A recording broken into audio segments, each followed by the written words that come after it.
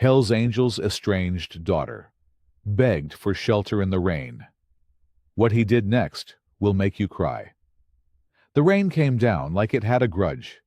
It hammered the metal roof of the garage in heavy sheets, filling the night with a roar that drowned out everything else. Thunder rolled across the sky every few minutes, low and heavy, shaking the walls just enough to rattle the tools hanging on their hooks. Lightning flashed white through the small, dirty windows, casting sharp shadows across the concrete floor. Marco Rinaldi wiped his hands on a worn shop rag and took a slow look around the garage. Every tool was back in its place. The workbench was clean. The bike he had been working on, a 1987 Harley Softail with a cracked primary case, sat finished and quiet in the corner. He had spent 6 hours on her. She was perfect now. That was the way Marco liked things. Clean, finished, right. He was a big man, broad through the shoulders, thick in the arms, with hands that were permanently stained at the knuckles from years of engine grease. His dark hair had gone gray at the temples sometime in his late 30s, and he had never cared enough to do anything about it. A short beard covered a jaw that looked like it had been carved from stone. His face was not a soft face. It was a face that had seen things, and it showed. Before you continue listening, please let me know where in the world are you watching from today. Now back to the story. He was 45 years old, and he wore every single one of those years without apology. He pulled on his leather vest, the one with the death head patch stitched across the back. The leather was cracked and soft from years of wear, shaped perfectly to him now, like a second skin. He flicked off the main garage light and stood in the doorway for a moment, listening to the rain. Most nights, he liked the sound of it. Not tonight. Tonight it felt heavy, pressing. He stepped outside under the narrow overhang above the garage door and lit a cigarette, cupping his hand around the lighter against the wind. The parking area in front of him was a mess of puddles, the security lights cutting yellow streaks across the wet asphalt. 3 bikes were parked under the covered area near the main building, their chrome gleaming wet. The rest of the brothers were inside. He could hear the low rumble of voices and music coming through the walls of the clubhouse, muffled and warm-sounding from out here in the cold. He smoked slowly. He was never in a rush. That was something people who did not know him often got wrong. They saw the vest, the size, the quiet, and they assumed he was all tension and threat. But Marco Rinaldi moved through the world at his own pace. He watched. He waited. He thought before he spoke. It was part of why the chapter respected him the way they did. Not because he was the loudest man in the room, because he was almost never the loudest man in the room. He was about 2/3 through the cigarette when he heard it. A sound that did not belong, thin and sharp under the noise of the rain, coming from the direction of the front gate. He turned his head. The gate was about 40 feet away, a tall chain-link frame with a sliding latch, closed for the night. The security light above it flickered once in the wind. A figure stood at the gate, small, young, soaked absolutely through. Marco went still. He could see her now, clearly enough in the yellow light. A young woman, maybe early 20s. Her dark hair was plastered flat to her face. Her jacket, thin and completely wrong for this kind of weather, was soaked black. She was shaking. He could see it even from here. Her hands were wrapped around the chain-link fence, and she was looking directly at him. Behind Marco, the side door of the clubhouse banged open. 2 of his brothers stepped out, drawn by something, instinct, maybe, or the shift in the air. They all saw her at the same time. Then she opened her mouth, and her voice cut right through the rain like it had been waiting all night to be heard. "I'm looking for Marco Rinaldi," she said. "He's my father." The words hung in the wet air. Nobody moved. Marco stood with his cigarette burning down between 2 fingers, his eyes fixed on the girl at the gate. The rain kept falling.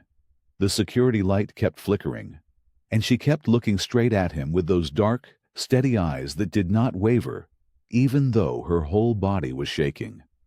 One of his brothers, a thick-armed man named Cutter, stepped up beside Marco and lowered his voice. "She's out of her mind," he muttered. "Probably strung out. Should call the cops and let them deal with it." Marco did not answer right away. He took one last pull from the cigarette and dropped it, pressing it out under his boot. Then he walked toward the gate. Cutter called after him, "Marco!" He did not stop. He crossed the wet asphalt in long, even strides, hands at his sides, watching her as he moved. Up close, she looked even younger. Her lips had gone pale from the cold. There was a cut along her jaw, small and dried over, like she had caught it on something hours ago. Her eyes were dark brown, almost black in this light, and they followed him all the way to the fence without flinching. Most people flinched when Marco walked toward them. She did not. He stopped at the gate and looked at her for a long moment. Just looked. She let him. She did not talk to fill the silence. She did not explain herself again or beg. She just stood there, soaked and shaking, and looked back at him. He unlatched the gate and pulled it open. "Come inside," he said. Her shoulders dropped about an inch. Just one small movement. But he caught it. He led her across the lot and through the side door of the clubhouse, stepping into the yellow warmth inside. The music hit first. Then the smell of cigarette smoke and coffee and engine oil that lived permanently in the walls of this place. The room went quiet the moment she walked in. There were 8 men in the common room. Cards on the table, drinks in hands, conversation that simply stopped. 8 pairs of eyes moved to the girl standing in the doorway, soaked and dripping onto the concrete floor, looking like she had been dragged through the storm by hand. Marco stepped in behind her and closed the door. "Somebody get a towel," he said. Nobody moved immediately. He let his eyes move around the room. Slow, steady. The kind of look that did not need any words behind it. One of the younger members, a kid they called Diggs, got up quickly and disappeared down the back hallway. Cutter had followed them in. He stood near the door with his arms crossed. "Marco, you want to tell us what's going on?" "Not yet," Marco said. Diggs came back with a faded blue towel and held it out toward Lena with an awkward, careful look, like he was not sure of the right way to hand something to a stranger who had just walked out of the rain claiming to be the chapter's most respected man's daughter. She took it quietly. "Thank you," she said. Her voice was rough from the cold. She pressed the towel to her face and her hair. She did not sit down. She stood in the middle of the room and let herself be looked at, because there was nothing else to do, and she clearly knew it. The room buzzed low. Marco could hear it. Whispers at the card table. A look exchanged near the back wall. He had been around long enough to read the temperature of a room the way other men read weather. And right now, this room was cold and getting colder. He pulled a chair out from the nearest table and set it facing the room. "Sit," he told her. She sat. Then he straightened up and looked at his brothers, all of them, one by one. "She stays tonight," he said. "That's it. One night." The room did not argue out loud, but it did not go quiet either.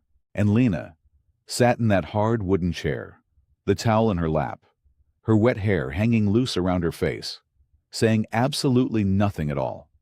The kitchen was small and smelled like burned coffee and dish soap. Marco opened a cabinet near the back and pulled out a folded stack of clothes, a gray sweatshirt, a pair of old track pants with a drawstring. He set them on the counter without ceremony and slid them toward her. "They're clean," he said. "Best I've gotten here." Lena looked at the pile for a second, then back at him. "Thank you." He nodded once and turned toward the door. "Bathroom's down the hall on the left. Lock the door behind you." She picked up the clothes. "You don't have to do all this." He paused with one hand on the doorframe. He did not turn around. Just get change before you catch something." He stepped out and let the door swing behind him. Back in the common room, it did not take long. Cutter was waiting near the hallway with that particular look on his face. The one he wore when he had already decided something and was only waiting for the right moment to say it out loud. He was a big man, broad through the shoulders, with a gray beard and hands that had done a lot of hard work over many years. He had been with the chapter longer than almost anyone. He was not a man who stirred things up for nothing. But he was stirring now. "You want to tell me why we've got a stranger sleeping under our roof tonight?" Cutter said. Not loud. He never needed to be loud. "I told you," Marco said. "One night." "You told us nothing." Cutter stepped closer. "A girl shows up in the rain, says she's yours, and you just open the gate like it's nothing. That's not like you." "Maybe it's not." Cutter's jaw tightened. "This is a problem, Marco. You know that." Marco met his eyes. "I hear you." "Do you?" Cutter glanced toward the hallway. "Because the boys are talking. And what they're saying isn't kind." Marco did not respond to that. There was nothing useful to say, and he knew it. He moved to the far end of the room and poured himself a cup of the old coffee that had been sitting on the burner too long. He drank it anyway. The others kept their distance, but he could feel the conversation happening in the looks they traded. A raised eyebrow here, a quiet word there.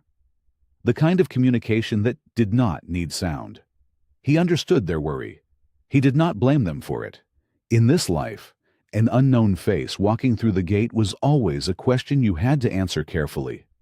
Trust was something earned slowly, and suspicion was something that kept men alive. But there had been something in her eyes. He could not shake it. Lena came back out about 10 minutes later, wearing the gray sweatshirt and track pants, both several sizes too big for her. She had twisted her wet hair up and out of her face. Without all that rain and darkness wrapped around her, she looked younger, quieter. She stopped at the edge of the room and looked at the fireplace in the corner, where a low fire was still going from earlier in the evening. Nobody invited her closer. Nobody told her to stay back either. She walked to the fireplace on her own and sat down on the floor in front of it, pulling her knees up to her chest. She stared into the fire. The orange light moved across her face. Her eyes grew heavy. Within 20 minutes, she was asleep. Just like that. Like the warmth had reached into her and switched something off that had been running too hard for too long. Marco watched her for a moment from across the room. Then he grabbed his jacket from the hook by the door and stepped outside into the rain. He stood on the covered porch, both hands pressed flat on the wooden railing, staring out at the dark lot. The rain came down hard and steady. The gate was closed. The night was loud with water hitting everything it could find. He stood there and did not move for a long time. The fire had burned down to soft orange coals by the time morning arrived. Lena opened her eyes slowly. The ceiling above her was low and wood-paneled, stained by years of cigarette smoke and time. For a moment she did not move. She just listened. Rain still tapped quietly against the windows, softer now, like it had worn itself out overnight. Somewhere close, a coffee maker gurgled and hissed. She sat up. 3 men were at the table behind her. They were not hiding the fact that they were watching her. 2 of them had mugs in their hands. The third was leaning back in his chair with his arms crossed, looking at her the way someone looks at something they have not figured out yet. None of them spoke. Lena pulled the oversized sweatshirt tighter around herself and pushed her hair back from her face. She looked at each of them once, then looked toward the kitchen doorway. "Coffee smells good," she said. Nobody answered. She stood up slowly, folding the blanket that someone had placed over her at some point during the night. She set it neatly on the arm of the couch and walked toward the kitchen without asking permission. The kitchen was brighter in the morning. Pale gray light came through a small window above the sink. The coffee maker sat on the counter, nearly full. She found a mug in the first cabinet she opened, poured herself a cup, and stood there holding it with both hands. Heavy boots on the floor behind her. She turned around. Marco stood in the kitchen doorway. He still had his jacket on from the night before. His eyes were alert but tired, the kind of tired that did not come from one bad night, but from a long stretch of them piling up. He looked at the mug in her hands, and then at her face. "You sleep okay?" he asked. "Better than I have in a while," she said honestly. He stepped into the kitchen and poured his own coffee. He leaned against the counter a few feet away from her. He did not crowd her, but he did not give her much room either. "I've been thinking," he said. "Okay. You show up here in the middle of a storm. No warning, no call, nothing." He looked at her steadily. "You say something like that to a man, and expect him to just believe it." Lena set her mug down on the counter. "I know how it sounds." "Do you?" "Yes." She kept her voice even. "I know it sounds crazy. I know you have no reason to trust me. I'm not asking you to trust me yet." Cutter appeared in the doorway behind Marco. He did not come in. He just stood there, listening with his arms folded, making no effort to pretend otherwise. Marco glanced back at him once, then returned his attention to Lena. "Then what are you asking for?" She was quiet for just a second, not hesitating. More like making sure she got the words right. "I'm asking you to hear me. My mother's name was Claire Navarro. She passed away 4 months ago. After she died, I went through her things, and I found documents, letters, a name." She paused. "Your name." Marco did not react, not on the outside, but something in his jaw shifted just slightly. "Claire Navarro," he repeated. "Yes." He was quiet for a long moment. The coffee maker clicked off. Rain tapped the window. Cutter said nothing from the doorway. Lena looked straight at Marco and said it again. Calm, clear, no drama in it, just the plain weight of what she believed to be true. "You're my father." Marco set his mug down. He looked at her for a long moment with something unreadable moving behind his eyes.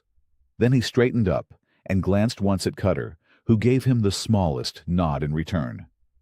"I'm going to look into your story," Marco said. "Before anything else happens. Before we talk more. Before anything." Lena nodded.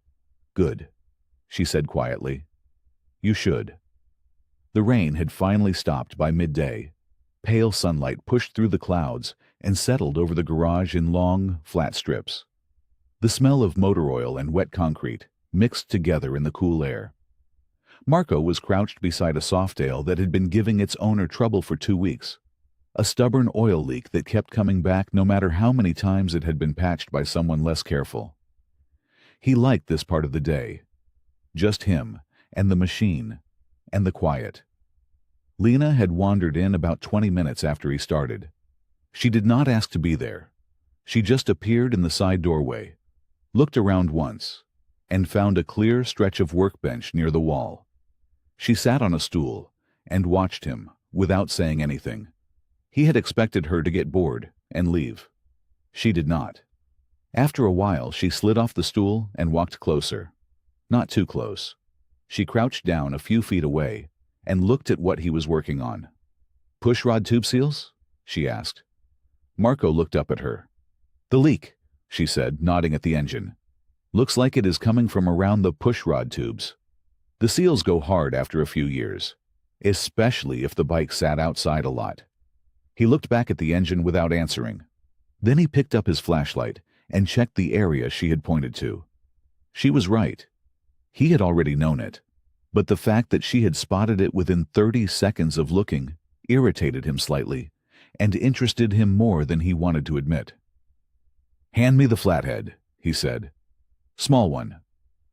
She turned to the rolling toolbox beside her without hesitating, pulled open the second drawer from the top, and came out with the right screwdriver on the first try. Marco took it from her without comment. He worked quietly for a few minutes. She did not hover. She moved back a little and gave him room, which told him she understood the rhythm of a workspace. Most people who did not know garages either stood too close or kept asking questions. She did neither. After a while, she picked up a rag from the bench and began wiping down a set of chrome covers that had been sitting in a parts tray. She did it without being asked. No announcement. No look at him to see if he approved. She just did it the way someone does a thing that obviously needs doing. Her hands moved the same way. Marco noticed it and immediately tried not to notice it. He had known a few people in his life who worked with their hands the same way he did, quiet and deliberate. No wasted motion. His old road captain had been like that. A couple of the older mechanics he had learned under when he was young. And Daniel. Daniel had worked exactly like that. Marco kept his eyes on the engine. He reached out toward the toolbox without looking and said, 8 millimeter. Lena placed the socket in his palm before he finished saying it. He stared at the socket for just a moment. He was not a man who believed in coincidence easily. He had lived long enough to know that most things happened for a reason, even the things that looked random on the surface. He also knew that a person could walk into any garage and learn to hand over tools if they watched closely enough. But this was not watching and learning. This was knowing. The way she held herself near the bike, the way she kept her elbows in when she worked, the way she had not touched anything without first understanding what it was for. He had done all of those things since he was a teenager. He had never been taught them. They were just part of how he was built. He sat back on his heels and looked at her.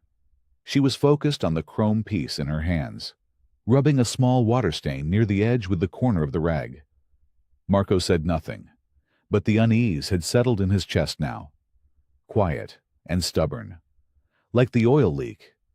Like something that kept coming back no matter how many times you thought you had patched it over. The storage room was at the back of the clubhouse, past the hallway where the old lockers lined the wall, and the carpet had worn down to bare concrete from years of boots walking the same path. Marco had not been inside the storage room in a long time. He pushed the door open with his shoulder. It stuck the way it always had, swollen at the frame from years of humidity and temperature changes that nobody had ever bothered to fix. The single bulb overhead flickered twice before it held. The room smelled like dust and old leather, and something faintly metallic. Cardboard boxes were stacked along 2 walls, some labeled in black marker, most not. A row of shelves ran along the back holding old club plaques, spare parts, and a collection of things that had belonged to members who were no longer around. Tools that had outlasted the men who used them. Marco moved to the far corner, where a stack of boxes sat lower than the others. He had been thinking about the photograph since Lena mentioned her mother's name that morning at breakfast. She had said it casually, the way someone says a name they have repeated 1,000 times in their own head. Like it was something she had been carrying for years. The name had snagged on something inside him. A half-memory. A detail from a long time ago. He pulled the top box off the stack and set it aside. The second one had his name written on it in faded marker, the letters thick and blocky, written by someone else's hand. He remembered the night a brother had packed these up for him years ago, when he had gone away for a stretch of time and needed his personal things stored safely. He tore the tape off the top and opened the flaps. Inside was the kind of thing that collects over a life spent mostly in motion. A folded bandana, stiff with age. A small, leather-bound notebook with nothing useful left inside it. A cracked phone case. A handful of receipts, so old the ink had faded to almost nothing. A broken watch he had always meant to fix. He moved things aside slowly.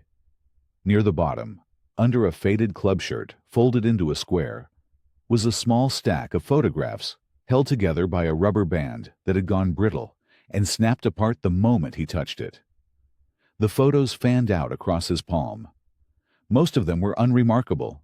Club gatherings. A few rides he remembered. A handful of faces from chapters he had passed through over the years. Then he found it. It was a slightly bent photograph, its edges soft with age, the colors faded in that warm, yellowish way that old prints go. In it, 2 men stood outside a motorcycle shop. The sign above the door was partially out of frame, but still readable if you knew what you were looking for. One of the men was Marco, younger, thinner in the face, his hair longer and darker.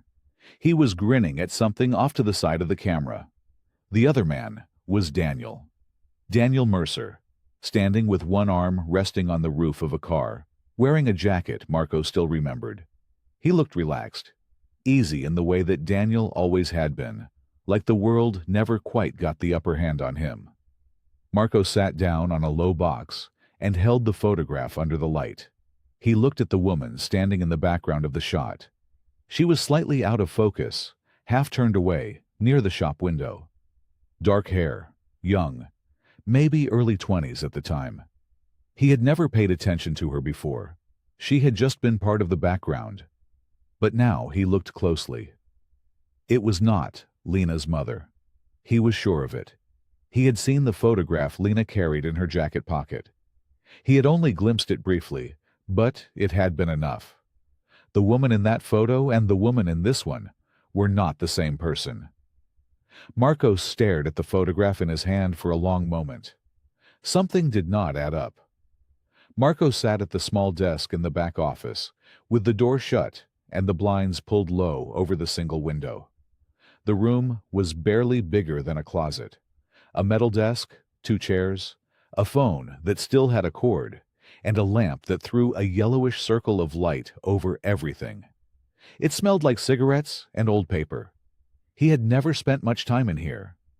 It was the kind of room you only went to when you needed privacy. He needed privacy now. He picked up the phone and dialed from memory. The number belonged to a man named Gus Ferrara. He had known Gus for nearly 20 years.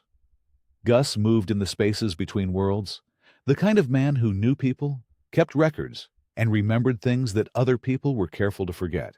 He was not a club member. He was not law enforcement. He was something in between, a fixer and a keeper of quiet information. And Marco trusted him more than most. The phone rang 4 times. "Yeah." Gus picked up on the 5th.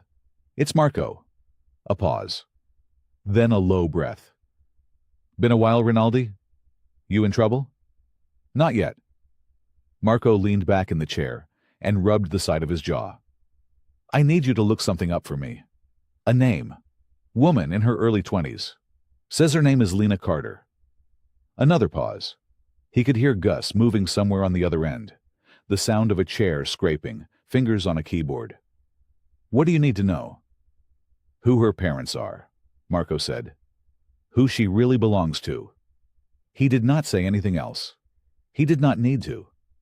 Gus had been doing this long enough to understand what was being asked and what was not being said out loud. "Give me a few minutes," Gus said. Marco set the phone down without hanging up and waited. He looked at the old photograph still sitting on the corner of the desk. Daniel's face looked back at him. Easy, calm. The way Daniel always looked, even when things were not calm at all. He picked up the photograph and turned it over in his hand. Outside the office, he could hear the low sounds of the clubhouse. A television somewhere, boots on the floor, the distant rumble of a bike pulling in from outside. "Okay." Gus came back on the line. "Lena Carter. Mother listed as Marie Carter, deceased. Father," a pause. "Father listed is one Daniel Mercer." Marco went very still. "You sure?" he said. It was not really a question. "It's in the records clear as day," Gus said. "Birth certificate, secondary documents, the whole chain. Daniel Mercer is the biological father. Marie Carter raised her alone. No contact listed for the father. He must have been out of the picture by the time the girl was born, or kept it that way on purpose." Marco let out a slow breath through his nose. Daniel. His best friend. The man in the photograph. The man he had buried 6 years ago and had not fully stopped grieving since. "Thanks, Gus," he said quietly. "You need anything else?" "No. That's enough." He hung up and sat in the silence for a long moment. Then he pushed back from the desk, picked up the photograph, and walked out of the office. Lena was sitting in the hallway just outside the door. She stood up the moment she saw his face, and something in her expression shifted. Like she already knew. Like she had been waiting for this moment and dreading it at the same time. "He was your father," Marco said. "Not me, Daniel Mercer." Her eyes filled, but she did not look away. "I know," she whispered. "I found out before I came here, but I came anyway because of what he asked me to do." She reached into the inside pocket of her jacket and pulled out an envelope. It was sealed with tape, gone brittle at the edges, and Marco's name was written across the front in a handwriting he recognized immediately. Daniel's handwriting. Lena held it out to him. "He left this for you," she said. "He told me you had to be the one to open it." The sun had barely cracked the sky when Marco stepped out the back door of the clubhouse. The air was cool and damp. Last night's rain had left everything smelling like wet earth and pine. Puddles sat still across the gravel lot, reflecting a pale gray sky. The birds were just starting up somewhere in the trees beyond the fence, soft and distant, like they were not sure the storm was really over yet. Marco moved quietly. He had been up since before 4. He had not slept much. After Lena handed him the letter, he had sat alone in the back office for a long time with it in his hands before finally opening it. He had read it twice, then a third time. Then he had folded it carefully, slipped it back into the envelope, and sat in the dark staring at the wall until his coffee went cold. Now he moved with purpose. He pulled open the side hatch of his saddlebag and began loading. A change of clothes rolled tight. A water bottle. A small first aid kit he kept behind the garage shelf. His phone charger. A folded paper with 2 addresses written on it in his own handwriting, copied from Daniel's letter. His hands were steady. His jaw was set. He did not have a plan. Not a full one. But he had a direction. And right now, direction was enough. The garage door groaned as he rolled his bike out onto the gravel. A big machine, dark and low, the chrome dull in the gray morning light. He checked the tires, checked the fluids out of habit, checked the chain. His hands moved through the routine like they always had, automatic and sure. "You leaving without telling anyone?" The voice came from behind him. Low, rough at the edges. Marco did not turn around right away. He tightened the strap on the saddlebag first. Then he straightened up and looked back. Hector stood near the back door with a coffee mug in his hand. He was one of the older members, broad-shouldered and sharp-eyed, with a gray streak running through his beard. He had been with the club longer than almost anyone. He did not miss much. "I'm telling you," Marco said. Hector looked at the packed bags, then at Marco's face. "Where are you going?"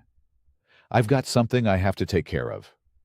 "Does this have anything to do with the girl?" Marco picked up his riding gloves off the seat. "Yeah, it does." Hector was quiet for a moment. He took a slow sip from his mug.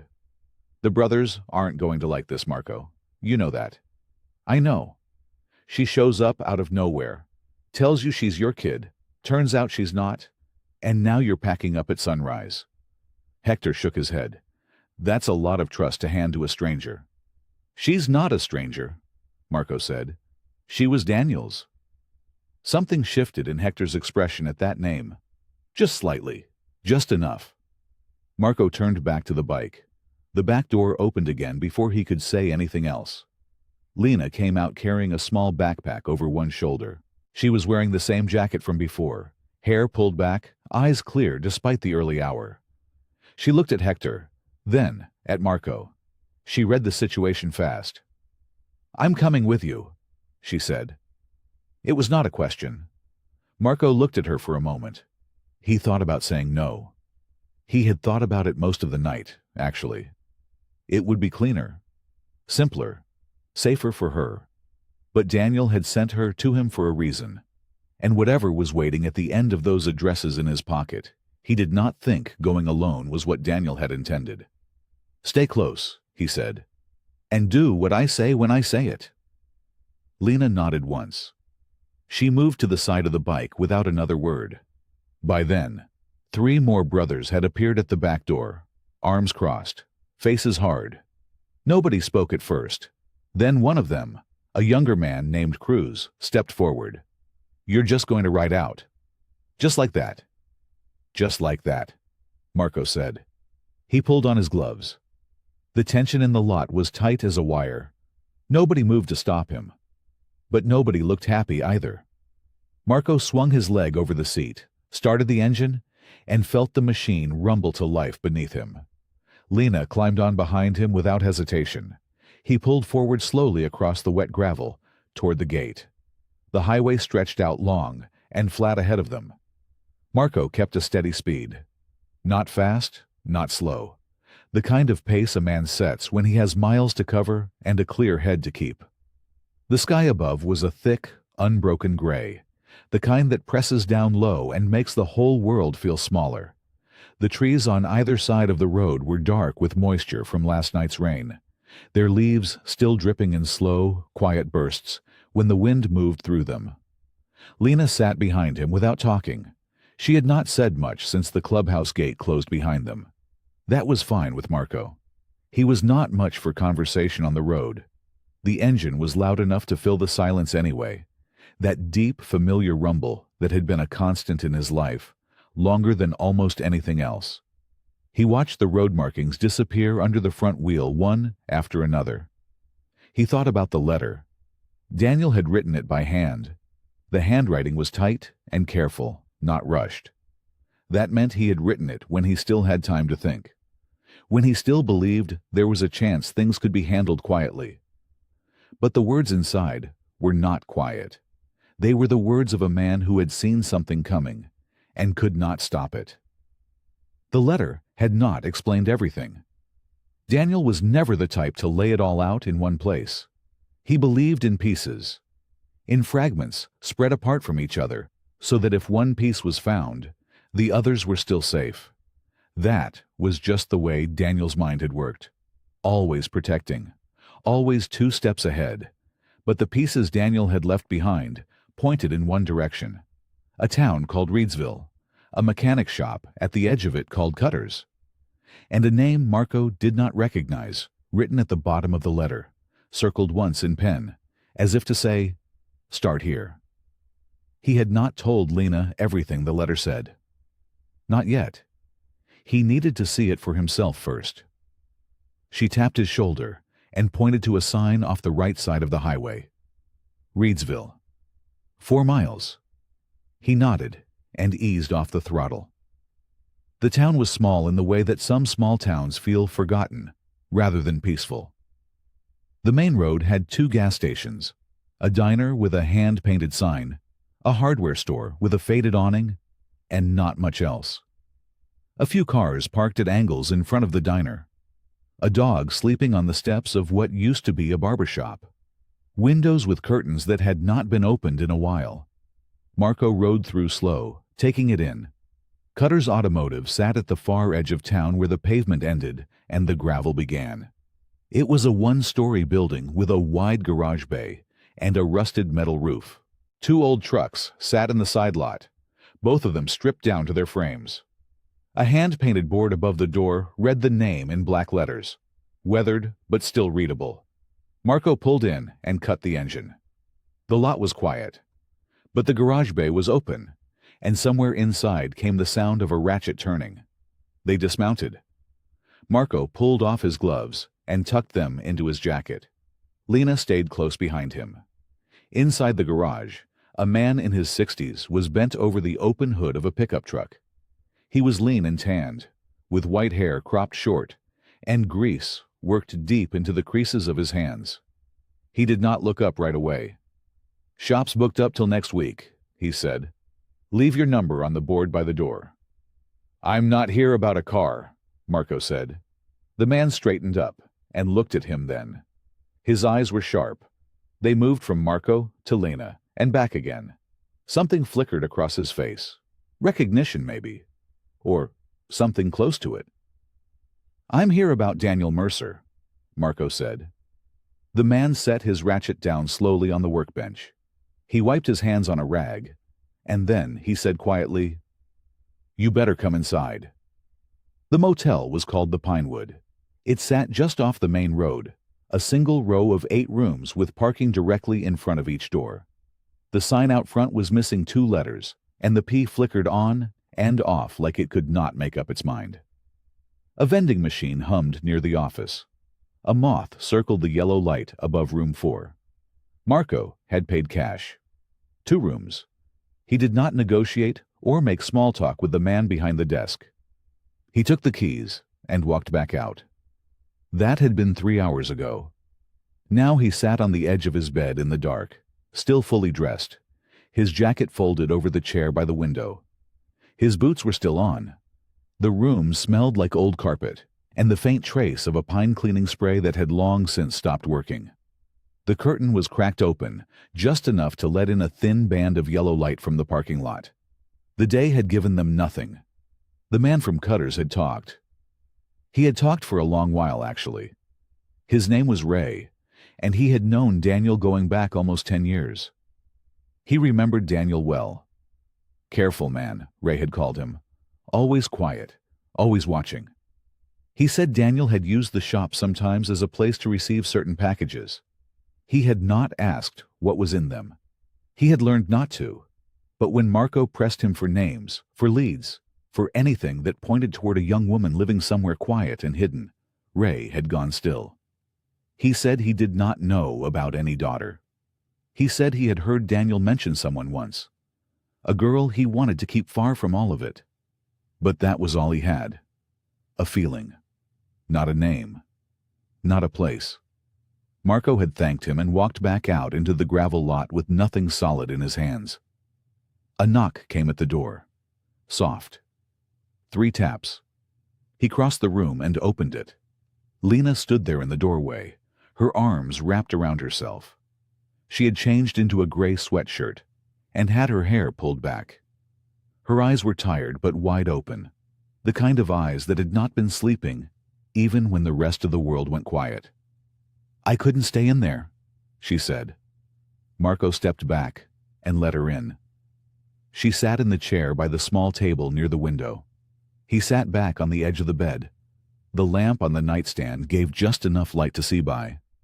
Neither of them spoke for a minute. Then Marco said it out loud for the first time since the letter. "I should have been there when he died." Lena looked at him. "Daniel." Marco said the name like it had weight. "I knew something was wrong. In the last few months before it happened, he was different, distracted, careful in a way that was different from his normal careful." He paused. "I told myself it was nothing, that he would come to me if it got serious." He looked down at his hands. "He didn't come to me, and I didn't push." He shook his head slowly. "That's on me." The room was quiet for a long moment. Lena pulled her knees up to her chest in the chair. She rested her chin on them and looked out at the thin strip of light coming through the curtain. "I used to wait for him," she said quietly. "When I was little, my mom would never tell me who my dad was. But I knew she was scared of something. She kept us moving, never stayed anywhere too long." She paused. "I used to think if I was really good, really quiet, really no trouble at all, whoever was supposed to come for me would finally show up." She exhaled slowly. Nobody ever did. The diner was called Maze. It sat on the corner of 2 quiet streets, in a town small enough that everyone inside probably knew everyone else's name. The windows were fogged from the heat of the griddle. A hand-painted sign on the door said, "Open since 1974, in faded red letters. Marco pulled the truck into the lot just after 7 in the morning. The sky was pale and flat. No sun yet. Just a gray light spreading slowly from the east, like it was not quite sure it wanted to show up. He had found the name in Daniel's letter. Not a full name, just a first name and a town. Rosie. May's Diner. That was all Daniel had written. But Daniel never wasted words. They pushed through the door together. A small bell above it rang once. The place smelled like coffee and bacon grease and something sweet, maybe syrup warming on the back burner. A row of red stools lined the counter. 4 booths ran along the window side. Most of them were empty, except for an older man at the far end reading a folded newspaper. A woman behind the counter looked up. She was somewhere in her mid-60s, short and solid, with silver hair pinned back and reading glasses perched on the end of her nose. She wore a yellow apron with a small coffee stain on the front pocket. Her eyes moved from Marco to Lena, then back to Marco. She did not smile right away. "Sit anywhere," she said. They took the booth closest to the back. She came over with 2 mugs and a coffee pot without being asked. She poured both mugs without making eye contact, her movements practiced and automatic. Marco waited until she set the pot down. "Are you Rosie?" he asked. Her hand stopped on the handle of the pot. She looked at him again. This time slower. This time with something different behind her eyes. "Depends who's asking," she said. "My name is Marco. I was Daniel Mercer's closest friend." The name landed. Marco watched her face shift in a way she could not fully hide. Not fear exactly. More like the feeling of a door being opened that she had kept closed for a very long time. She glanced toward the older man at the end of the counter. He was still reading. She looked back at Marco. "Give me 5 minutes," she said. She disappeared through the swinging door to the kitchen. When she came back out, she refilled the old man's coffee, said something low to him that made him nod, and then walked over and slid into the seat across from Marco and Lena. She folded her hands on the table. "How long has he been gone?" she asked. "Going on 2 years now," Marco said. She nodded once, like she had already known, but was just confirming it. "He came through here 3 times over the years," she said. "Never stayed long. Always paid cash. Always sat right where you're sitting." She looked at Lena. "He talked about you once." Lena went very still. "He said he had a daughter being raised somewhere safe. Said he never got to be there for her the way he wanted." Rosie paused. "He looked like it cost him something just to say it." Lena did not speak. She wrapped both hands around her mug. Rosie turned back to Marco. "What do you know about what he was doing?" she asked. "Not enough," Marco said honestly. "That's why I'm here." She studied him for a moment. Then she made a decision. He could see it happen. "Daniel was helping people disappear," she said. "Legally, quietly, and completely. People who needed new lives because the old ones were going to get them killed." She kept her voice low and even. "He had a whole system. Fake documents, new addresses, connections inside the courts. He built it piece by piece over about 6 years." She leaned forward slightly. "There was a young woman he was especially careful about. More careful than the others. She was in a formal witness protection arrangement, but Daniel had added his own layer on top of it. His own private shield." She looked between them both. "He told me if anything ever happened to him, that extra layer would start to come apart."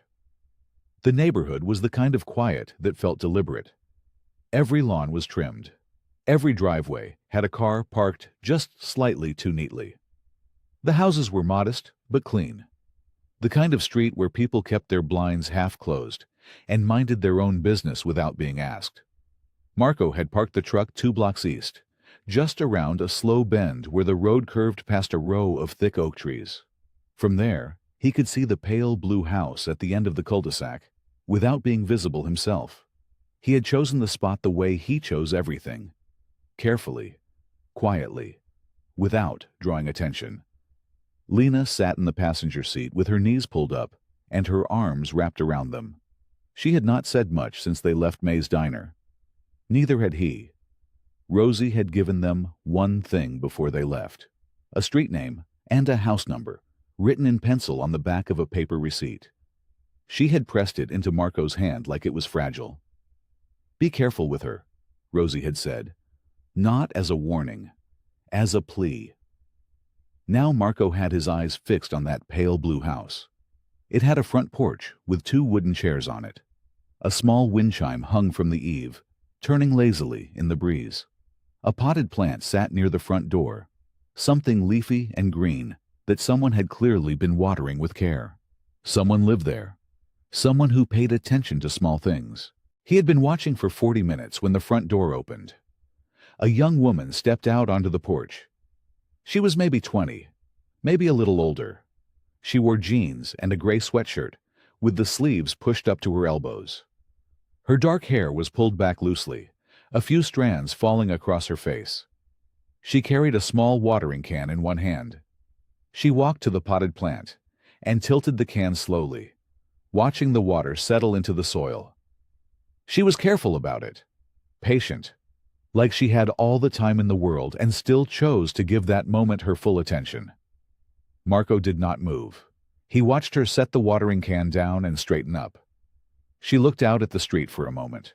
Not anxious, not searching, just looking, the way a person does when they need a breath of outside air. Then she turned slightly, and Marco saw her face clearly for the first time. Something hit him in the chest. It was not loud. It did not knock the air out of him or make him gasp. It was quieter than that, deeper than that, like something settling into place after being out of alignment for so long that he had stopped noticing the ache. Her jaw, the line of it, the way she held her shoulders, slightly squared, like she was braced against something, even when nothing was coming. The small crease between her brows when she squinted slightly into the pale morning light. He knew those things, not because he had seen them before, because he had lived with them his entire life. In every mirror, in every photograph. They were his. His hands tightened on the steering wheel.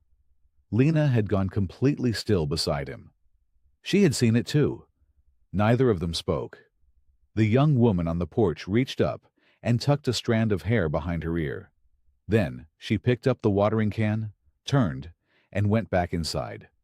The door closed softly behind her. The wind chime spun once and went quiet.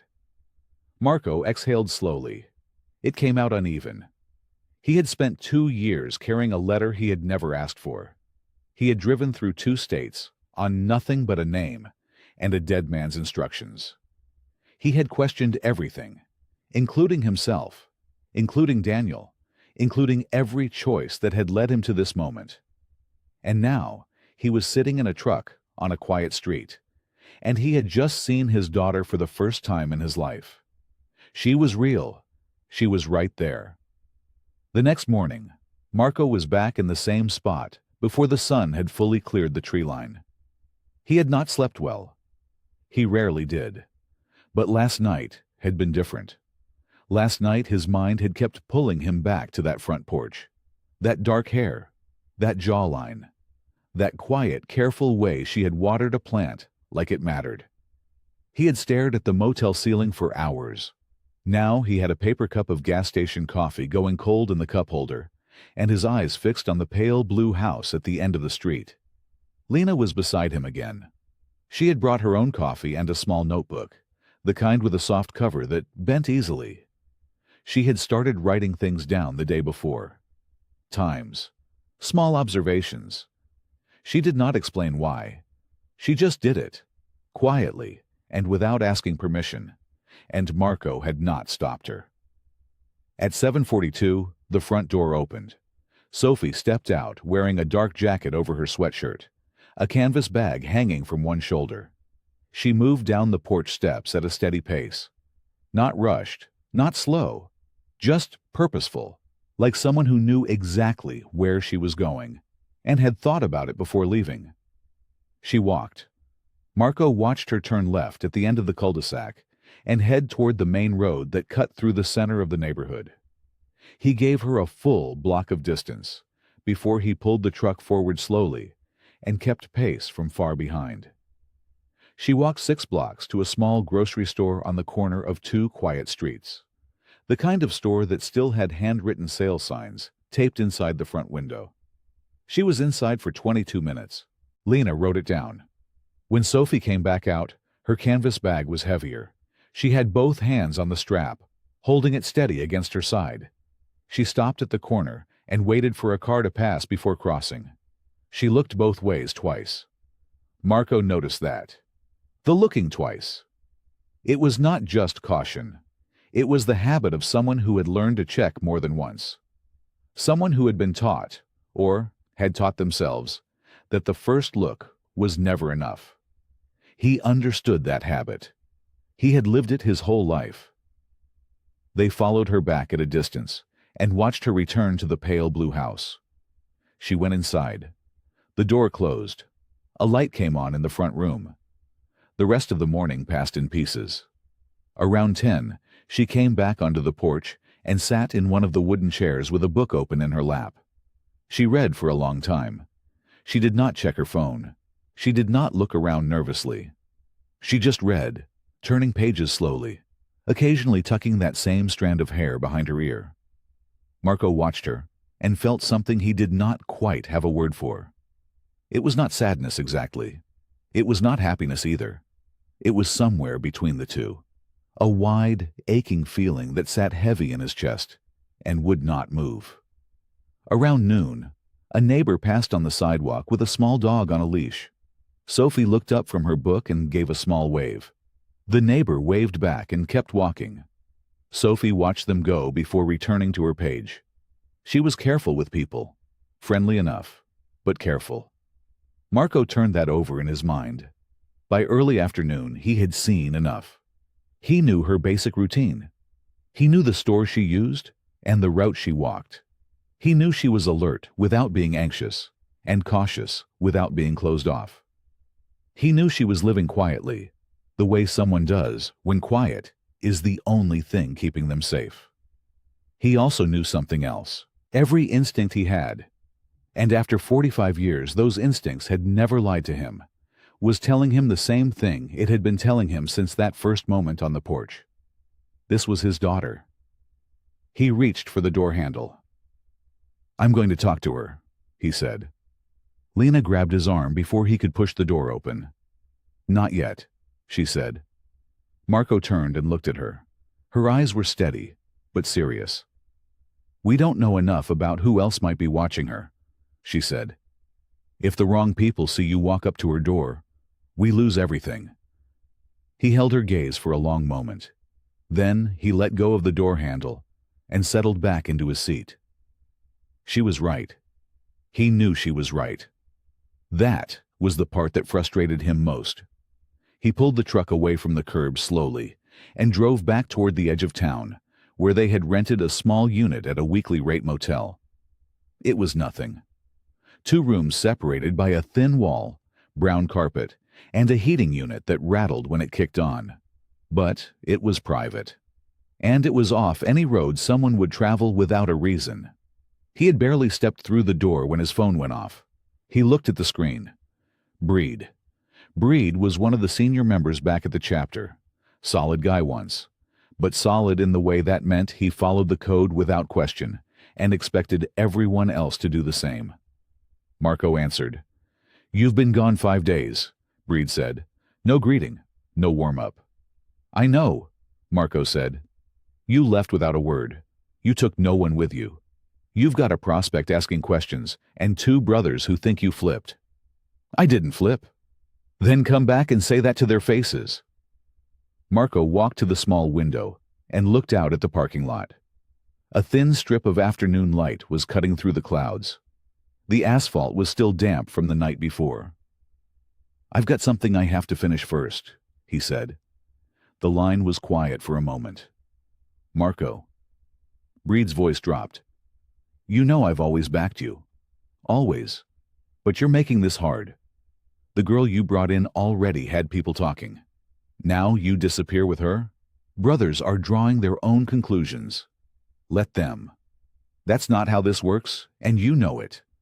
Marco pressed 2 fingers against the bridge of his nose. He had been part of the club long enough to understand what silence read as. He understood the code better than most men sitting at that table. But understanding something and accepting it were 2 different things right now.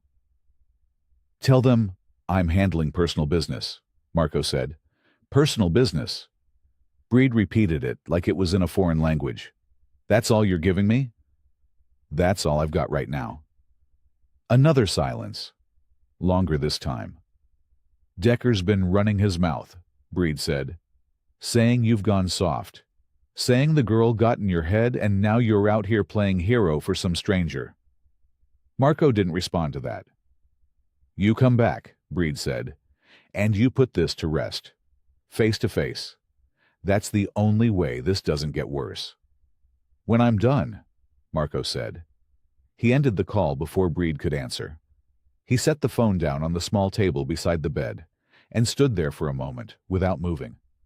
The heating unit kicked on with its rattling hum. Outside, a car rolled through the parking lot and kept going. Lena appeared in the doorway between the two rooms. She had heard enough. He could tell by the look on her face. Bad? She asked. Getting there, he said. She stepped inside and leaned against the doorframe, arms crossed loosely. She didn't push. She just waited. And he had come to appreciate that about her. She knew when to talk and when to simply be present. He looked down at the phone on the table. Going back meant answers, explanations, a room full of men who measured loyalty in terms of presence and silence, and who were already deciding what his absence meant. But Sophie was 6 blocks away. He picked up the phone and turned it face down. He was not leaving. The morning came in quiet and gray. Marco sat in the truck across the street from a small coffee shop on the corner of Aldwell and Fifth. He had been there since 6. The engine was off. The windows were cracked just enough to let in the cool air without fogging the glass. Lena sat beside him with a paper cup of gas station coffee, balanced on her knee. She had barely touched it. They had spent the night going over everything they knew. Daniel's notes, the names, the timing. All of it pointed here. All of it pointed to the young woman with light brown hair and a careful way of walking who appeared every morning at exactly 7:15 to pick up a coffee and a small paper bag from the shop on the corner. Sophie. She didn't know they were watching. She didn't know anything about Marco at all. That thought sat heavy in his chest. She comes out at 7:15, Lena said quietly. Same as yesterday. Same as yesterday, Marco agreed. He had gone over the approach a dozen times in his head. Nothing too fast. Nothing that looked like a threat. He would step out of the truck calmly, walk toward her, and say her name. He would tell her he wasn't there to frighten her. He would keep his hands visible and his voice low, simple, careful, steady. He had handled tense situations his whole life. But this felt different from anything he had ever done before. His palms were dry, but his chest was tight in a way he couldn't shake. Lena reached over and touched his arm briefly, just once. She pulled her hand back without saying anything. He nodded. She understood. At 7:13, the door to the coffee shop opened. Sophie stepped out. She was wearing a dark green jacket and carrying her bag close to her side. Her hair was pulled back. She moved with the quiet habit of someone used to watching her surroundings without making it obvious. Cautious, practiced. She had learned that from somewhere. Marco reached for the door handle. Wait for her to clear the doorway, Lena said softly. He waited. Sophie stepped off the curb and turned left, walking along the sidewalk toward the corner. Marco pushed the door open slowly and stepped out of the truck. He kept his movement unhurried. He crossed the street at an angle that would bring him into her path naturally, without rushing her. He was maybe 40 feet away when the black SUV appeared. It came from the far end of the block, moving too fast for the street, moving with a kind of purpose that made the hairs on the back of Marco's neck stand up before his brain had even finished registering what he was seeing. Sophie heard it too. She turned her head. The SUV jumped the curb. 2 men were out of the vehicle before it fully stopped. They moved fast. Too fast. Practiced and coordinated in the way that told Marco these were not impulsive men. They had done this before. Sophie dropped her bag. She tried to run. The first man caught her by the arm before she had taken 2 steps.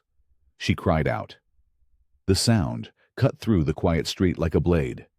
Marco was already running. "Hey!" he shouted. But the second man turned and fixed him with a look that stopped the air in his lungs. The man shook his head. One slow, deliberate shake. A warning. Not a flinch of fear in his face. Just cold, flat certainty. Sophie was shoved into the back of the SUV. The door slammed. The vehicle accelerated off the curb and was back on the road in seconds. It ran the corner light at full speed and disappeared around the far end of the block. Marco stood in the middle of the street. The paper bag Sophie had dropped was still on the sidewalk. A small blueberry muffin had rolled out of it and come to rest against the curb. The street was silent again. His hands were shaking. The old building smelled like rust and rain. It had once been a storage facility of some kind. The walls were bare concrete. The windows were covered with plywood boards that let thin strips of pale light through during the day, but now, at night, let in nothing but cold. A few broken pallets were stacked in the corner. A single battery lantern Marco had pulled from his bag sat on the floor between them, casting a low yellow glow. Lena sat on an overturned crate with her elbows on her knees and her face in her hands. Marco stood near the far wall. He hadn't sat down since they got there. He kept replaying it. The SUV. The two men. The way Sophie cried out when they grabbed her arm. That sound had burrowed into him and would not leave. He pressed the heel of his hand against the wall and stared at the floor. He had been 40 feet away. 40 feet. He had run toward her, and it had not mattered at all. "We should have moved yesterday," Lena said. Her voice was muffled behind her hands. "Don't," Marco said. "I mean it. We waited one extra day to make sure of the timing, and now she's—" "Lena." His voice was firm, but not unkind. "Don't do that to yourself." She lifted her face. Her eyes were red. Not from crying exactly, but from the effort of holding it together. She had been holding it together since they ran from that street. Since they cut through 2 alleys, got back to the truck and drove without speaking for 20 minutes, until Marco pulled into the lot behind this building and killed the engine. She had not broken down. She was too focused for that. But the weight of it was sitting on her shoulders, and Marco could see it clearly. He pushed off the wall and walked over. He lowered himself onto a crate across from her. His knees ached. He was too old for the kind of running he had done that morning. "We know she's alive," he said. "They took her. That means they want something. You don't take someone just to hurt them. You take them because you need something from somebody else." Lena looked at him. "From you." "Most likely. Then they already know who you are." He nodded slowly. "They knew I was there this morning. That wasn't random. They were watching the same location we were watching. Maybe longer." Lena absorbed that. Her jaw tightened. "So they knew we were coming. Or they were ready in case we did." The lantern flickered once, and then steadied. Neither of them spoke for a moment. Then Marco's phone buzzed on the concrete floor beside his foot. Once.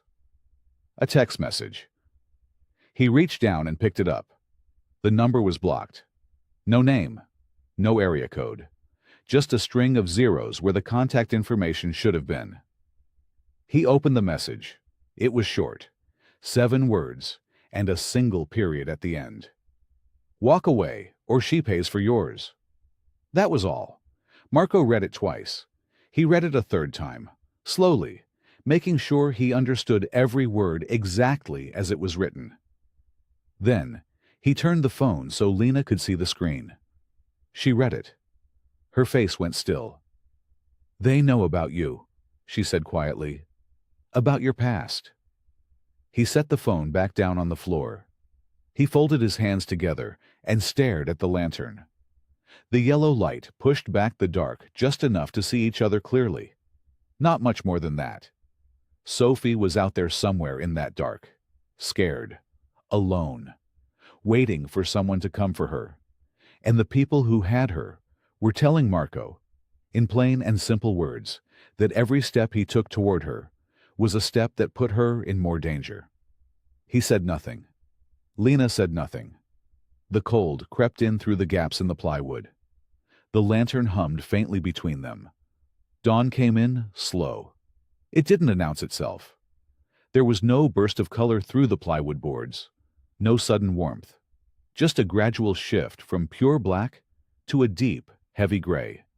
Like the world was waking up reluctantly. Marco had not slept. He had sat on the same crate through the whole night with his back against the cold concrete wall and his phone resting face down on his knee. At some point, Lena had curled up on a flattened piece of cardboard, with her jacket pulled over her shoulders, and fallen into a restless sleep. He had watched her breathing even out and felt something close to gratitude that at least one of them had gotten a few hours. He hadn't moved. He had just thought. His phone had buzzed 3 more times during the night. Not from the blocked number again. From the club. First it was Darnell, his road captain, a man who didn't call unless something was serious.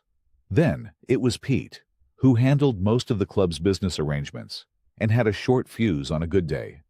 The third call was from a number he recognized as the clubhouse landline. He hadn't answered any of them. He knew what they would say. He had already heard it in his head clearly enough. Come back. You're exposing us. You're making choices that affect everyone.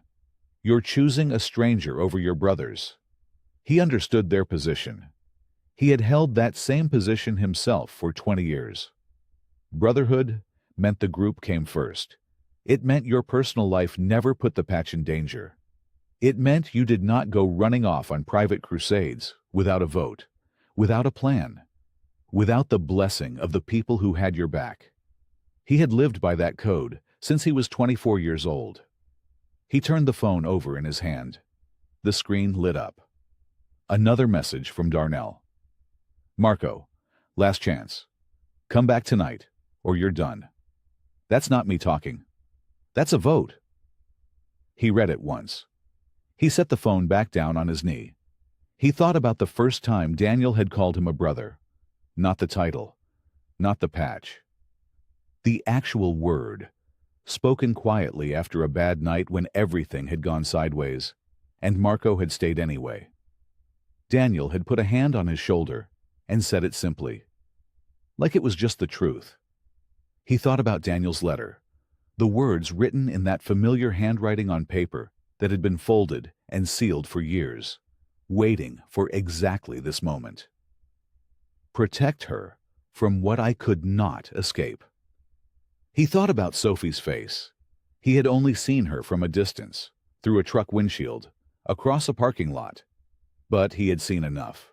The way she carried herself, the set of her jaw, the way she pushed her hair back with one quick motion when the wind caught it. She looked like him. He knew it then, and he knew it now, sitting in the cold dark of a concrete building at the edge of dawn. She was his. She had no idea he existed.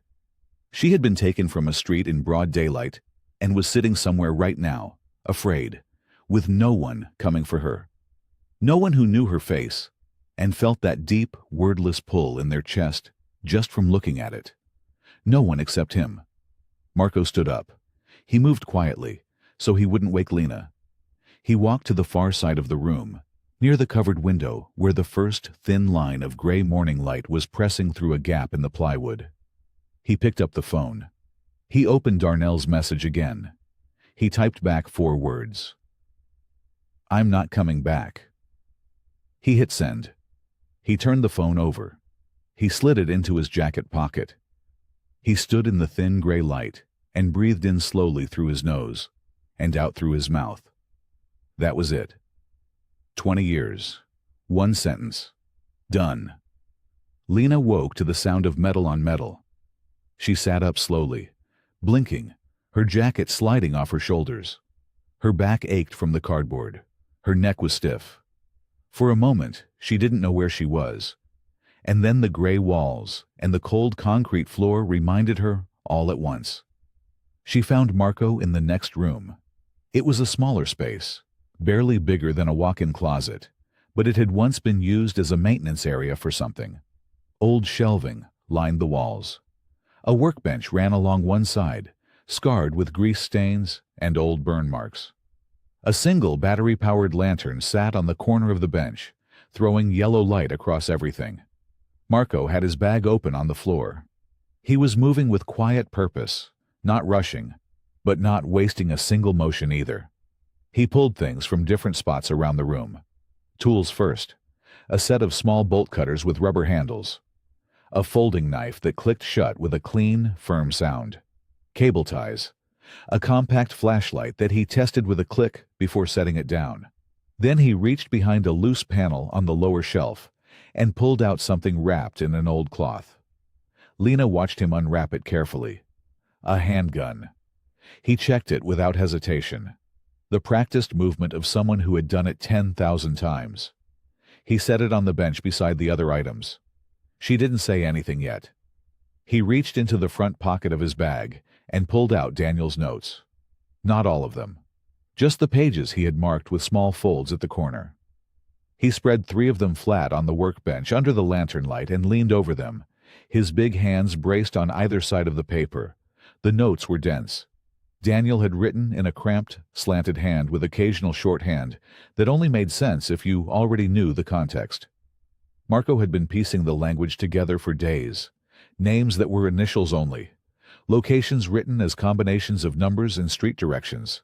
Small hand-drawn maps of building layouts that looked like nothing at first glance, and everything once you oriented yourself correctly. Marco tapped one section with his finger. His jaw was tight. Lena stepped fully into the room. "You're going today," she said. It wasn't a question. "Yeah," he said without looking up. She crossed her arms and looked at the spread of items on the bench. The tools, the gun, the notes. She looked at him, at the hard line of his shoulders and the stillness in his posture that she had come to recognize as him carrying something very heavy without letting it show. "I'm coming with you," she said. He did look up then. He turned his head and looked at her directly. His expression was not angry. It was careful. "No," he said, flat and simple. "Yes," she said, just as flat, just as simple. He straightened up and turned to face her fully. "Lena." "Don't," she said. "Don't tell me it's too dangerous. Don't tell me to stay somewhere safe and wait. Don't do that." He was quiet. "Daniel trusted me enough to send me to you," she said. "He trusted me to carry that letter all the way here. He trusted me to find you, when nobody else even knew you existed to her." Her voice didn't shake. "Sophie doesn't know who I am. She doesn't know who you are. She's alone in there with people who don't care what happens to her." She paused. "I care. And you need someone who cares standing next to you when you walk in." Marco looked at her for a long moment. Something shifted in his face. Not softness exactly. More like recognition. Like he was seeing something in her that he had been noticing in pieces for days and was only now letting himself see the whole picture. He turned back to the bench. He picked up the folded map from Daniel's notes and held it out to her. "Then, learn this," he said. "Every detail. We leave in an hour." Lena took the paper from his hand. They left when the sky was still black. No headlights until they hit the main road. Marco rolled the motorcycle slow and quiet through the gravel lot, letting the engine run low, almost a whisper. Lena sat behind him, with Daniel's folded map tucked inside her jacket, pressed flat against her ribs. The road opened up ahead of them, empty and dark and long. Marco pushed the throttle forward, and they moved. The first contact was a man named Royce. Marco had known him for years, not well, but enough. Royce operated in the gray spaces between legal and not, the kind of man who knew things, because knowing things kept him alive. He lived 40 minutes outside the city, in a converted auto shop that still smelled like motor oil and rubber, even though no cars had been worked on there in a long time. Marco knocked 3 times on the side door, then twice more. A light came on inside. The door opened. Royce was short and wide, with a thick gray beard and eyes that moved fast. He looked at Marco, then at Lena, then back at Marco. "You look terrible," Royce said. "I need a location confirmed," Marco said. Royce let them in. The inside of the shop was cluttered, but organized in the way that only made sense to the person who lived there. Stacks of folders, monitors on a folding table, an old couch pushed against the far wall with a blanket thrown over the back of it. Marco laid Daniel's notes on the table next to one of the monitors.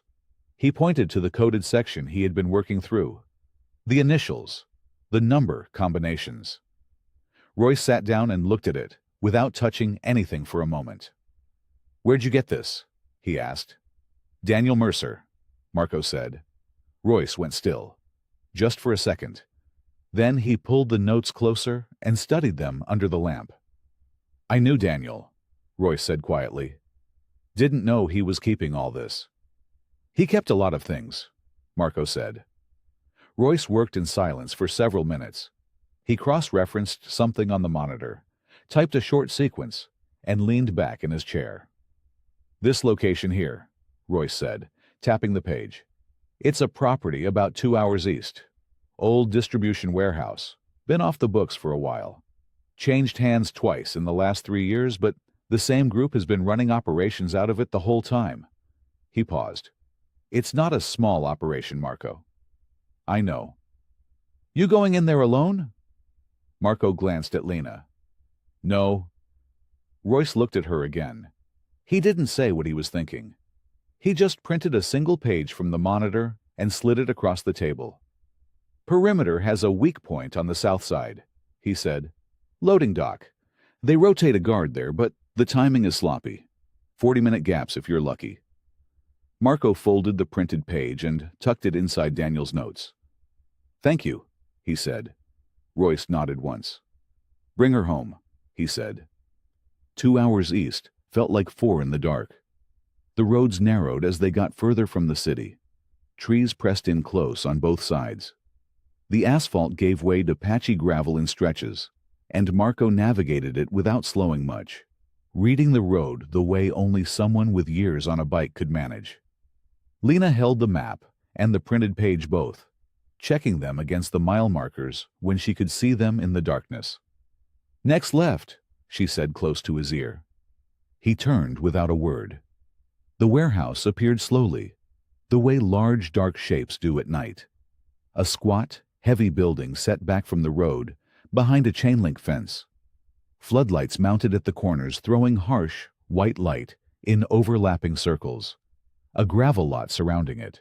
2 vehicles parked near the main entrance. Marco cut the engine and let the bike coast to a stop in the tree line. They sat still, listening. Marco watched the south side, the loading dock. He counted seconds. Then he touched Lena's arm once, signaling her to move, and they stepped off the bike and into the darkness together. The fence had a gap low on the south side, where the links had been bent outward and never fixed. Marco found it with his hands in the dark, feeling along the metal until the wire gave way. He pulled it back just enough and went through low and slow, then held it open for Lena. She moved through without a sound. They crossed the gravel in short bursts, moving between the shadows the floodlights couldn't reach. Marco counted the gaps, moved when it was dark, stopped when the light swept close. Lena matched him step for step, quiet and focused, her eyes forward. The loading dock sat on the south wall behind 2 heavy roll-up doors, both closed. A single side door sat between them, slightly recessed. A yellow bulb burned above it, dim and flickering. Marco tried the handle. It opened. He looked at Lena. She gave a small nod. They went in. Inside, the air was stale and cold. It smelled like concrete dust, and something metallic underneath. A long corridor stretched ahead of them, lit by a single row of fluorescent tubes, half of which had burned out. The ceiling was high and the walls were bare cinder block. Pipes ran along the top edges in both directions. Marco stayed close to the left wall. Lena stayed just behind his right shoulder. They moved slow. At the first junction, Marco stopped and listened. Somewhere further in, voices, low and indistinct. Too far to make out words, but close enough to feel the weight of them. He pointed right, away from the voices. They turned and kept moving. The corridor opened into a wider section that looked like it had once been used for storing equipment, Metal shelving units lined the walls, mostly empty now. A few cardboard boxes stacked in the corner. Overhead, a camera mounted near the ceiling, its red light dark. Not live. Or maybe not watched. Marco didn't trust it either way. He kept to the edge of the room and moved quickly across to the next corridor. The next hallway was narrower. Doors on both sides, all of them closed. No windows. Each door had a simple latch handle, nothing locked from the outside. He checked the first one. Empty. An old break room, table overturned, 2 plastic chairs pushed against the wall. Second door. A supply closet. Mops, buckets, a shelf with cleaning bottles all turned the same direction. Third door. Marco put his hand on the handle and paused. He pressed his ear to the door for a moment. Then he heard it.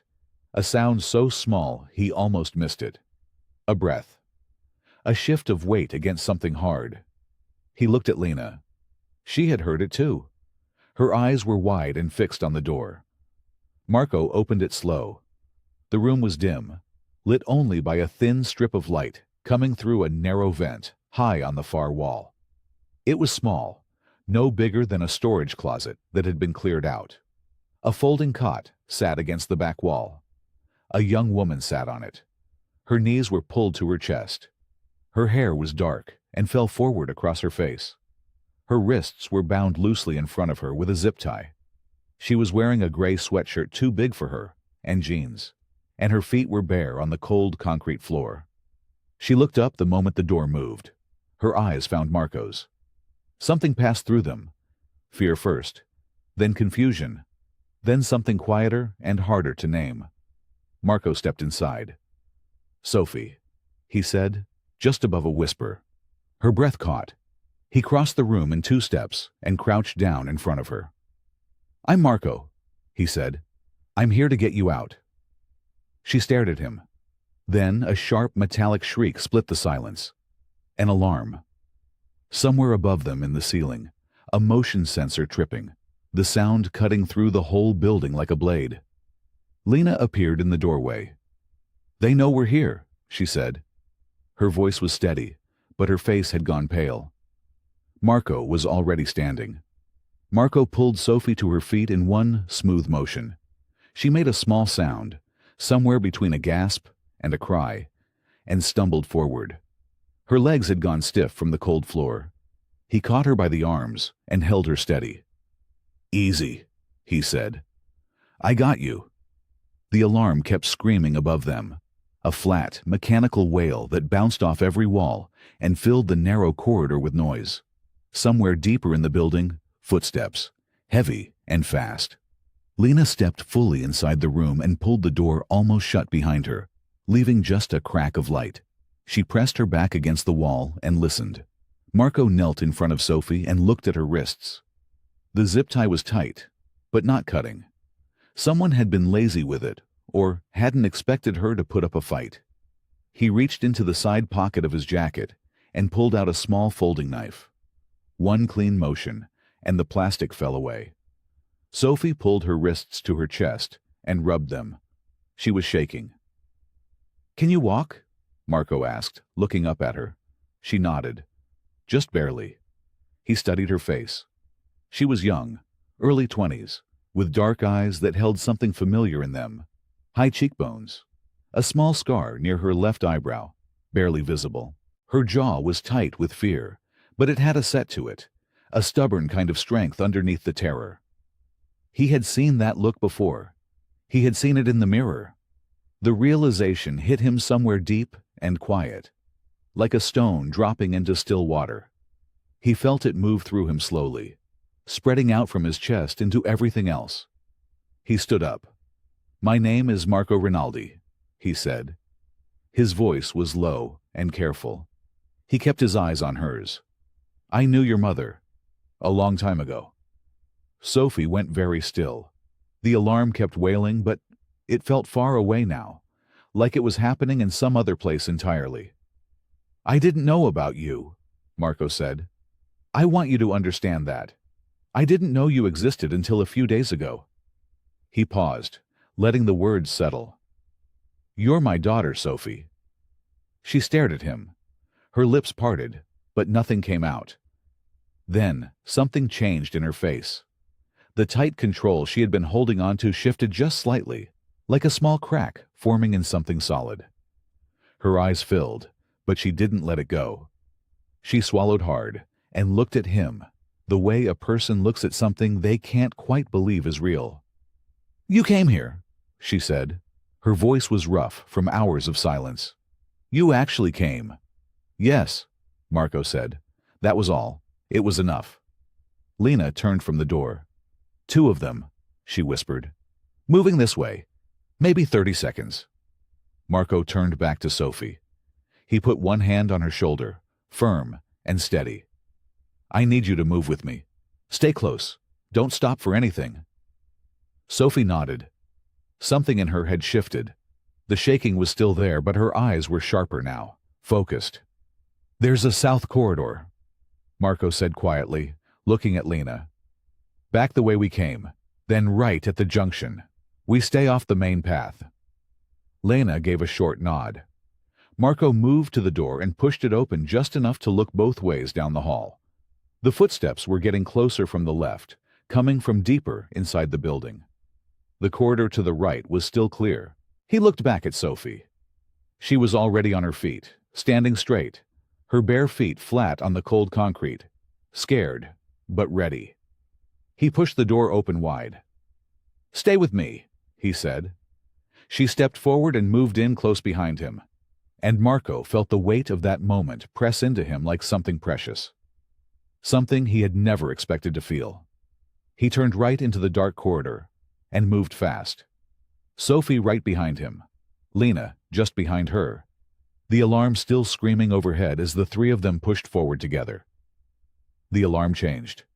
It had been one flat, steady wail since they left the holding cell. Now it shifted into something sharper. 2 short bursts, then a pause, then 2 more. Over and over. Marco knew what that meant. He had heard pattern alarms before. Single tone meant detection. Double burst meant confirmed location. They knew exactly where they were. "Move faster," he said. Sophie kept up. Her bare feet slapped against the concrete floor, but she didn't complain. She ran close behind Marco, her breathing steady and controlled in a way that surprised him. She had more grit than he expected. Lena was right behind her. They reached the junction and Marco turned right without slowing down. The south corridor stretched out ahead of them, long and narrow, lit by a single row of yellow strip lights running along the ceiling. The walls were raw concrete. No windows, no doors until the far end. That far end was where they needed to be. They ran. Behind them, voices erupted, sharp commands bouncing off the walls. The sound of boots hitting the floor hard and fast. More than 2 sets of footsteps now. Marco didn't look back. They were maybe 20 meters from the far door when it opened. 2 men stepped through from the other side, both wearing dark clothing. One had a radio in his hand, already raised to his mouth. The other had something longer hanging at his side. Marco stopped. Sophie bumped into his back. He put one arm back to steady her without looking. He assessed the 2 men in front of him fast. They were blocking the exit but hadn't moved yet. They were waiting, probably trying to figure out if he was armed. He was, but pulling it out meant everything escalated in a space with no room for error, and a daughter standing right behind him. "Back," he said quietly. He turned and pushed both women back the way they came. No running yet. Controlled. He needed to think. There was a side door they had passed on the way in. He had clocked it, but not opened it. He had no idea where it led. Now it was the only option. He found it fast. A plain gray door with a horizontal push bar across the middle. No label, no window. He hit it with his shoulder. It swung open into a wider space. Some kind of utility area. Large metal shelving units lined the walls, stacked with plastic crates and coiled cables. A workbench ran along one side with tools laid out across it. The ceiling was higher here, maybe 12 feet, with exposed pipes running along it. One other door on the far wall. Marco crossed the room fast and tried it, locked. He stepped back and looked at it. Heavy frame. Commercial lock. Not something you kicked open without making a lot of noise and wasting time they didn't have. Lena was already at the shelving, scanning it with quick eyes. Anything useful here? Keep looking, Marco said. He moved back to the door they had come through and held it just barely open.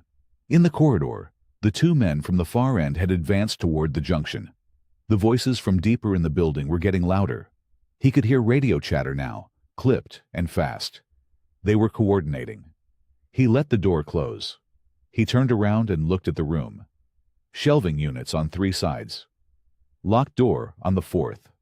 One entry point, which was also the only exit, unless that locked door came open. Sophie stood in the center of the room watching him.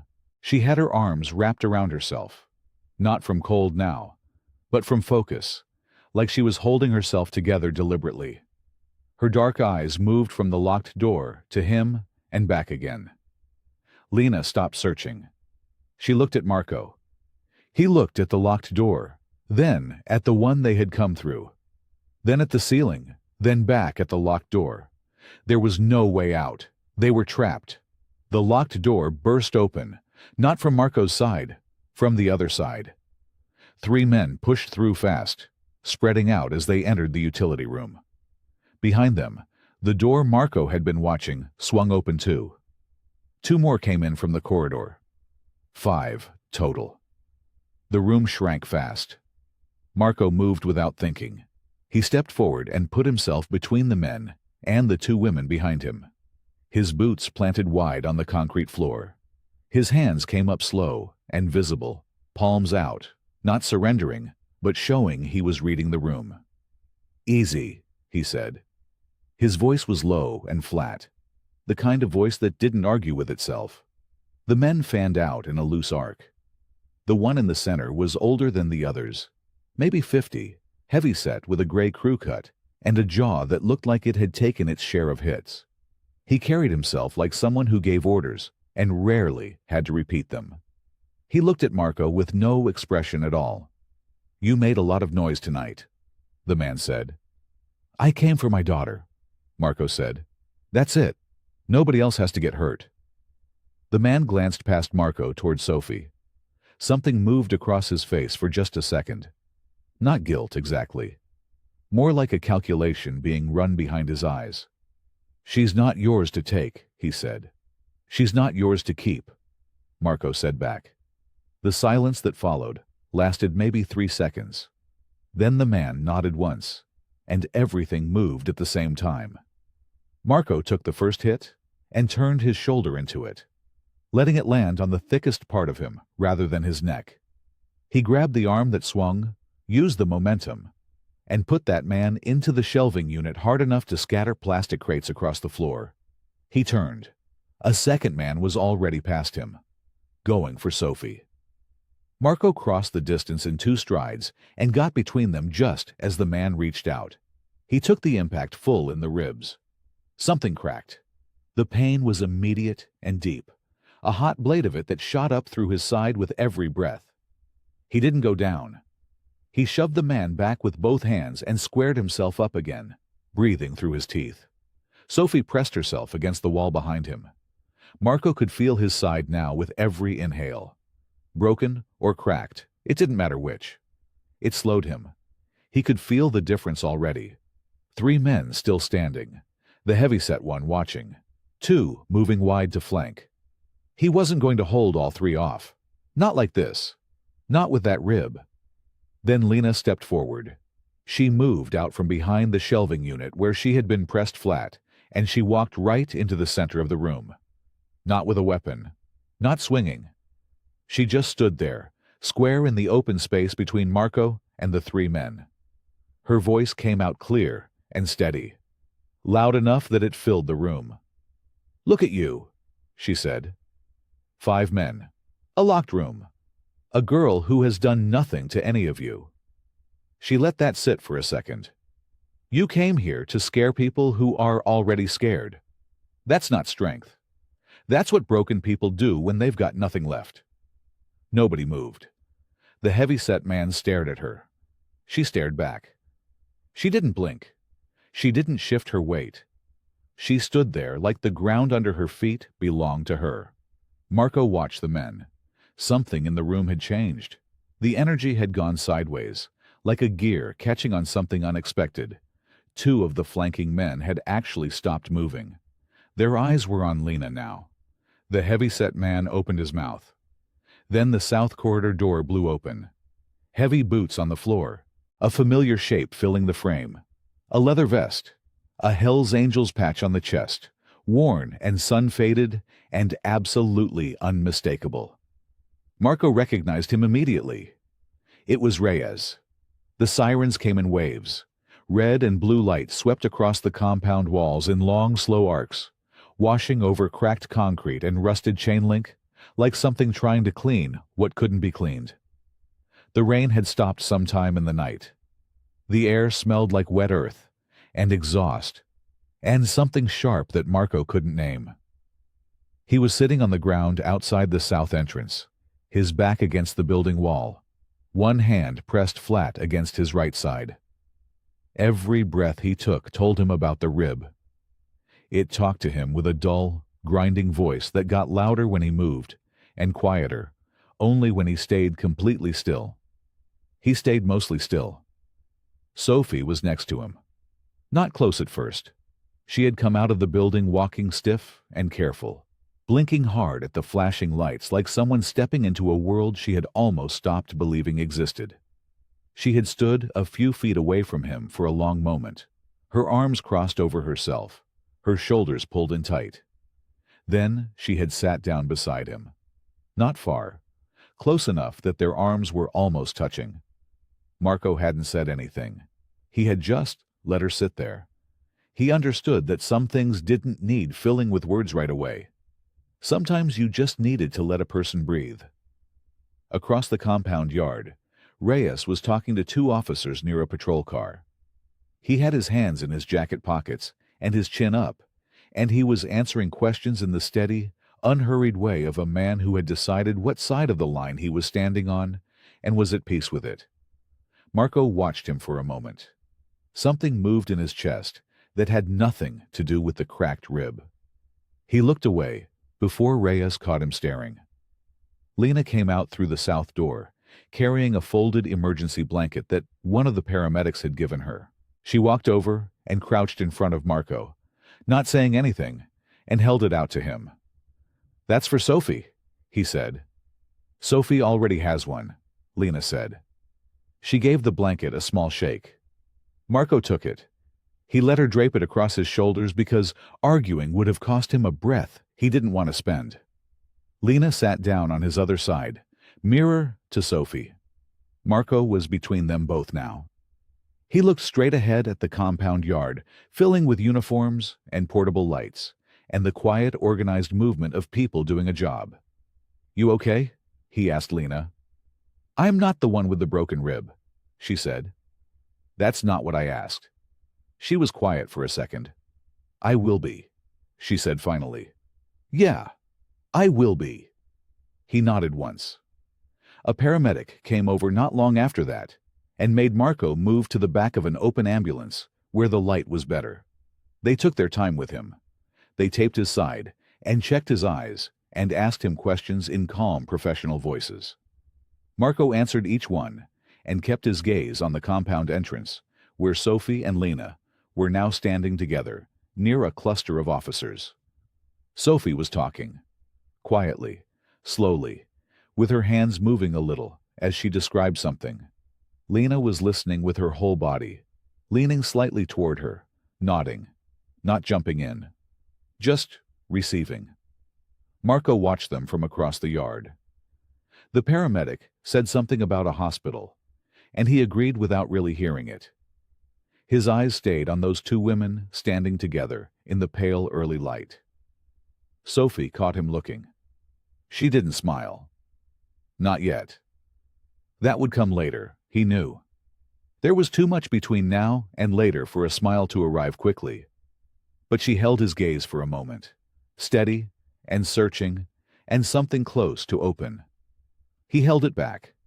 The sun was coming up behind the tree line, a thin strip of gold at the edge of the gray sky. The compound around them was loud with voices and radios and the sound of car doors. But in that small held look between Marco and Sophie, everything was quiet. I hope you like this story. Please share what's your favorite part of the story and where in the world you are watching from.